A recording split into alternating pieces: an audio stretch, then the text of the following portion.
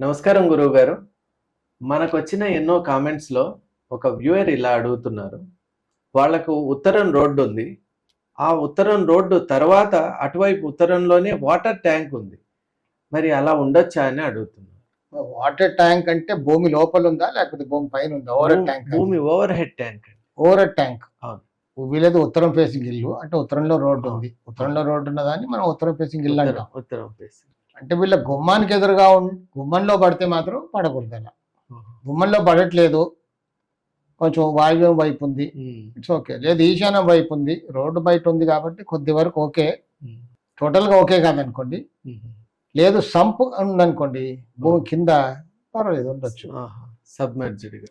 కానీ ఇట్లా over head గా మాత్రం ఉండరాదు. ఓవర్ హెడ్ గా ఉండొచ్చు ఉండకూడదు అంటే డోర్కి ఎదురుగా డోర్ లో పడుతుందంటే కొంచెం దోషం. మరి దానికి ఏదైనా గుమ్మాన్ని కొంచెం తప్పించి పెట్టుకోవాలి.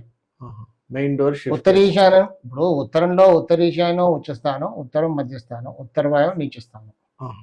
ఆ ట్యాంక్ ఎక్కడ పడుతుందో చూసుకోవాలి. అలాగే వీళ్ళ గుమ్మం ఎక్కడుందో చూసుకోవాలి. ఉత్తరం మధ్యస్థానంలో ఎదురుగా ఉందనుకోండి, అప్పుడు దాన్ని ఉత్తర ఈశాన్యం వైపు మార్చుకుంటే సరిపోతుంది గుమ్మాన్ని. లేదు ఉత్తర ఈశాన్యానికి ఎదురుగా ఉందనుకోండి, మధ్యస్థానంలో ఉత్తరంలో పెట్టుకుంటే అది పడుకుంటా ఉంటుంది. దాని ఎఫెక్ట్ అలా చేసుకుంటే బాగుంటుంది.